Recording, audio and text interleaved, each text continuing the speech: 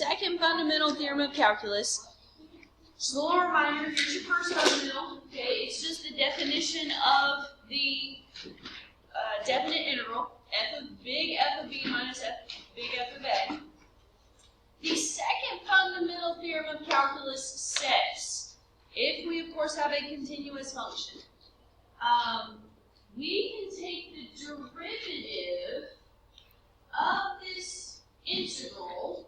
We know that when we take the derivative of an integral, we end up with just that plain old function right there. Okay, because we've gone backwards and then we've taken the derivative of it, so we just ended up right where we're at. But notice the limits right here. Okay, the bottom limit is a number. The bottom limit is a constant, a. The top number is, or the top limit is a variable, is x. Or it could be x squared, or it could be an expression, x cubed minus 2, or something like that. What happens is we're going to plug in that into our function like we just did in that example. Okay, we're plugging that into our function, but we have to multiply by the derivative of whatever was up there. Okay, because we took the derivative of something, so we've got to multiply by its derivative. Okay? So, it's very conceptual right now. Let's look at some examples that use this. Okay? So, let's evaluate this expression right here. We've got the derivative symbol d over dx of an integral of our function here. So, all we do, the derivative and the antiderivative undo each other.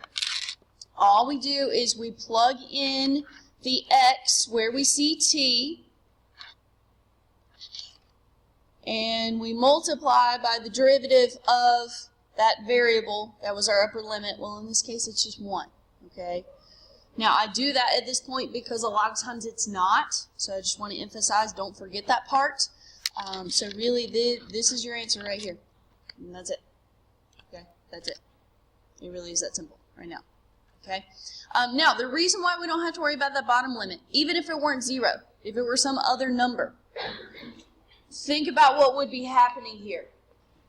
If we took the antiderivative, okay, if we took the antiderivative and evaluated it, we would plug in the x. That would keep that to be a variable expression. Then we would subtract what we get when we plug in this constant. Well, then when we turn around and take the derivative of that, we're taking the derivative of a constant. So it's going to disappear. Okay? So that's why this number right down here, as long as it's a number, it doesn't matter. Okay? As long as that's a number, it does not matter. It doesn't matter what number it is. Okay? Let's look at another one. Okay, let's look at another one. Example 2 says integrate to find big F as a function of x. Okay, that's what we just did in that example number 3 from the other sheet. And then it asks us to demonstrate the second fundamental theorem of calculus by differentiating the answer you just found. Okay, so we're going to anti-differentiate. Then we're gonna undo it, and we're gonna prove what I just said. Okay, we're gonna prove that it doesn't matter what that number on the bottom is. Okay, so we're gonna integrate. Okay, so big F of x is equal to, when we take the antiderivative of the square root of t, what is the result? Okay, so that's t to the 1/2. So okay, 2/3 t to the 3/2 if we simplify it. If we go ahead and flip that denominator over, okay, we need to evaluate that from 4 to x. So plug in x, so we get 2/3 x to the 3/2 minus 2/3 times 4 to the 3/2. So when we simplify, we've got 2/3 x to the 3/2 minus, let's see here, 4 to the 3/2. The square root of 4 is 2. 2 cubed is 8. So that's 16 over 3. 2/3 times 8. 16 over 3.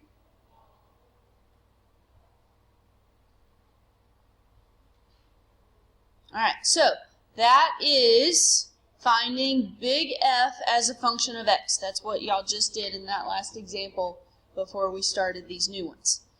Then it asked us to demonstrate the second fundamental theorem of calculus by differentiating that answer we just found. So we are going to second fundamental this. We're going to take the derivative of this expression with respect to x, and we're going to see what we end up with. So when we take the derivative, 2/3 times 3/2, guess what? That cancels. 3/2 minus 1 is 1/2. What's the derivative of 16 over 3? 0. So what do we end up with? X to the 1/2, or the square root of x, is what we get after we take the derivative.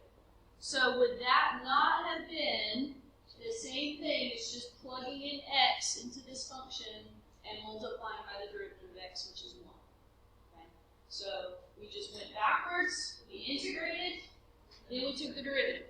That's why the second fundamental theorem works the way that it does. Okay, so this was proving to you the second fundamental theorem. Am I going to ask you to do this? No.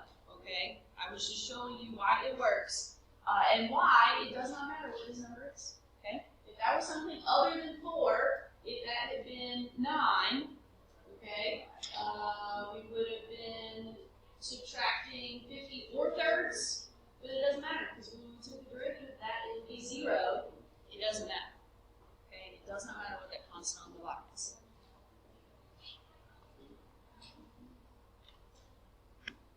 Okay, so example 3, last one here. Find the derivative of this function here. Okay? It's not on your paper. It's okay. It's just one short little example.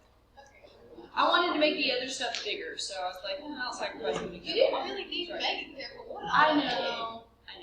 It's okay. Well, then just put this one under it. You got it. All right. So find the derivative of an integral. You should recognize this as the second fundamental theorem of calculus. So that means I'm not changing anything, okay? I just take the function right there, cosine, replace its variable with the x cubed. Don't forget to multiply by the derivative of it. Here's an example where it's not just x, so we've got to multiply it by 3x squared. That bottom is a constant, so we're done.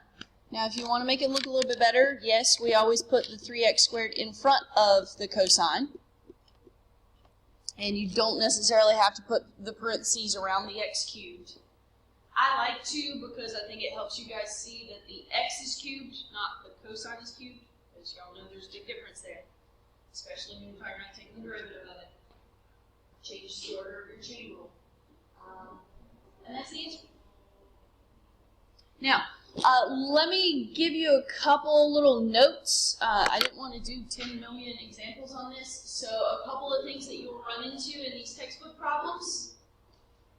If this is flip-flopped, if your limits are flip-flopped, and the number is on top, and the variable is on the bottom, then the variable is like the second step in your antiderivative. So it's going to be minus.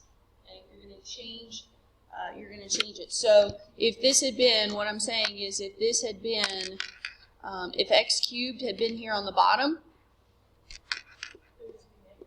it would be negative 3x squared cosine of x cubed. Okay?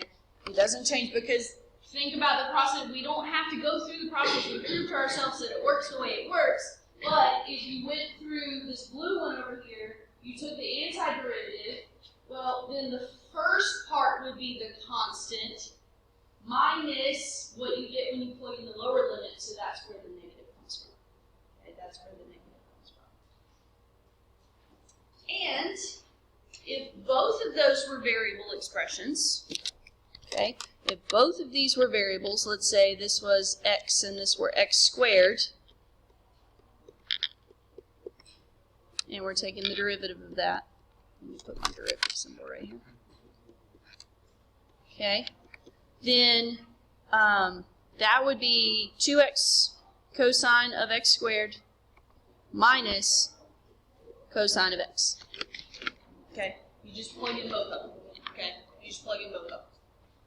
And one of them doesn't disappear this time because one of them's not constant. Does that make sense? Okay, because you're going backwards and then you're going forwards. But based on what we know we can just plug them in. Okay, easy enough, right? So